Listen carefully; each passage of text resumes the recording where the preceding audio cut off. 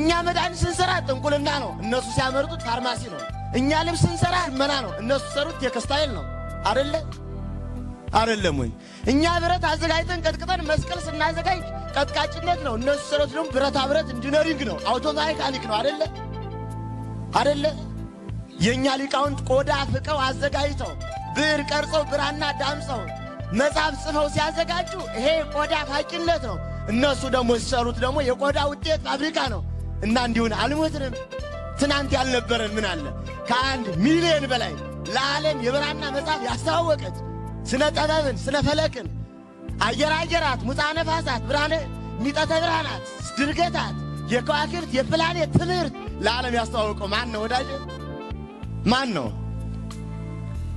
ዓለምን በስነ ከዋክብት በስነ ፈለክ የመራው ማን ነው? ዓለምን በስነ መድኃኒት እንዲከፍ ያደረገው ማን ነው? የዓለም የኢንዱስትሪ የሳይንስ አብዮት የሚባለው 16ኛው ክፍለ ዘመን ነው።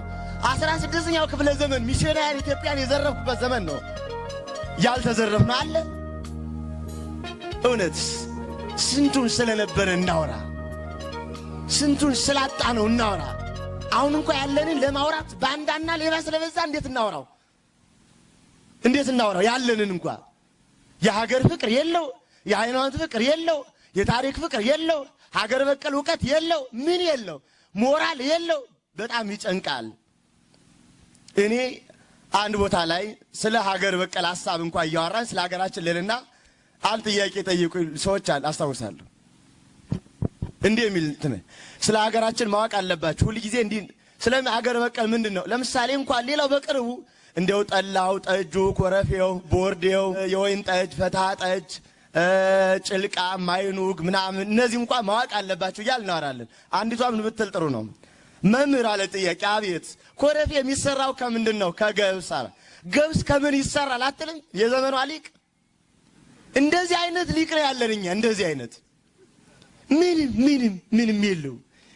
አንዳንዱ እንደ ምሁር ይሰማውና ዕውቀት አይታችሁታል። የዘመነኛ በቃ በደንብ እንግሊዘኛው ፈልጦበት ኢትዮጵያ ለማለት ኢትዮጵያ አዲስ አበባ የሚል አላያችሁም? እየተኮላተፈ በቃ የአበሻ ፈረንጅ ራሱን ያጃጃለ እንኳን ይንቃል፣ ሁሉ ነገር ያስጠላዋል። እና በዚህ መካከል ተሰልቧል እኮ እውነት። በነገራችን ላይ ለከተማ ሰው ይሄን ማውራት አይጠበቅብን። ለገጠር ህዝባችን ላልተበረዘው ኦሪጂናሉ ሀገር፣ ሃይማኖት፣ ታሪክ ላለው ብናወራው ደስ ይለኛል። ከተሜ የለውም፣ ሞራል የለውም፣ አይጨነቅ። እንዴት ነው መሰላችሁ እንዲምላችሁ የለውም። ይቅርታ አድርጉልኝ፣ ሊከፋችሁ ላይከፋችሁ ይችላል። ከከፋም የራሱ ጉዳይ። ምንም ለምሳሌ አንድ የወረዳ ስራ አስኪያጁን ይገመግሙታል። ግምገማ ላይ እሱ ማናጅመንት አይችልም፣ የሰው ምናምን አይችልም፣ በጀት ማጠቃቀም አይችልም እያለ አንዷ እጅ አወጣች። እኔም አይቼበታለሁ አለ። ምንድነው? እሺ ተናገሪ።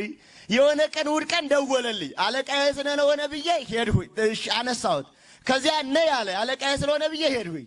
ሆቴል እንብላ አለ። አለቃዬ ስለሆነ ብዬ ተጋበሱኝ። እንጠጣለኝ። አለቃዬ ስለሆነ ብዬ ጠጣሁኝ። ከዚያ ደግሞ እንሂድ አለ። አለቃዬ ስለሆነ ብዬ ሄድሁኝ። ከዚያ አልጋ ይዟል። አለቃዬ ስለሆነ እንግባ አለ። ገባሁኝ። አየህ፣ እንዲህ አይነት ሞራል ያለው ህዝብ ነው ያለን። አሁን ሊቅነት እንዲህ አይነት ርክስክስ በቃ ዝም ብሎ በቃ መንጋነት፣ መድፊያነት፣ ዝም ብሎ ዕቃ ለስላሳ ብቻ። የኛ የከተሜዎች ጠባይ መዋዋል፣ መቋቋስ፣ በቃ ኮስሞቲክስ ማድረግ፣ እንደ ብርጭቆ ዕቃ ከቻይና እንደመጣን መወልወል፣ በቃ አለቀ። እና ሊቅ ነው መሆን ደግሞ በቃ ጣልጣል እያልን ማውራት። ለዚህ አደራ ይቀበላል። አደራ መያዝ እንችላለን? አንችልም። ትናንት የነበረን ልልና ከፍ ያለ ነው፣ ግን አንገት ያለው ተሸካሚ ግን ያጣን ይመስለኛል። ጆሮ ሁሉ ያጣን ይመስለኛል። አንድ የደብረ ሊባኖስ ሊቅ የተናገሩት አለ። የብሉይ የአዲስ የሊቅ የመነኮስ የድጓ ያቋቋም መምህር ሆነው የሚኖሩ ናቸው ወድቀው። እና አንድ የኔ ቢጤ ከሳቸው ሄዶ ሊማር ይሞክራል። ዳዊት ያስተምራሉ። ዳዊት እምቢ ብሎት በደንብ አልያዘው ብሎ ተነስቶ ይሄዳል። የሆነ ቀን በቃ በአመቱ ተመልሶ ይመጣል። 1-3 ወር ኮርስ ሰልጥኖ ነው የመጣውና ጤና ይስጥልኝ የኔታ እንደምን ከረሙ? ማነህ? አላወቁም። እኔ ነኝ መምህር እንተና አላቸው። ኧረ ረሳሁ። አይ እኔ መምህር እንተና እኮ ነኝ። እንዴት ይረሱኛል? ረሳሁ፣ ትዝ አላለኝም። እኔ መምህር እንተና ምን አዘው የነበሩት? ምን ጊዜ መስማት ጀምረህ መምህር ሆንህ አሉት። ምን ጊዜ ጆሮ ራሱ መስማት ይችላል ወይ? መስማት ሳይችሉ አዋቂ ሆኑብን፣ ተቸገርን። እባካችሁ እንመለስ።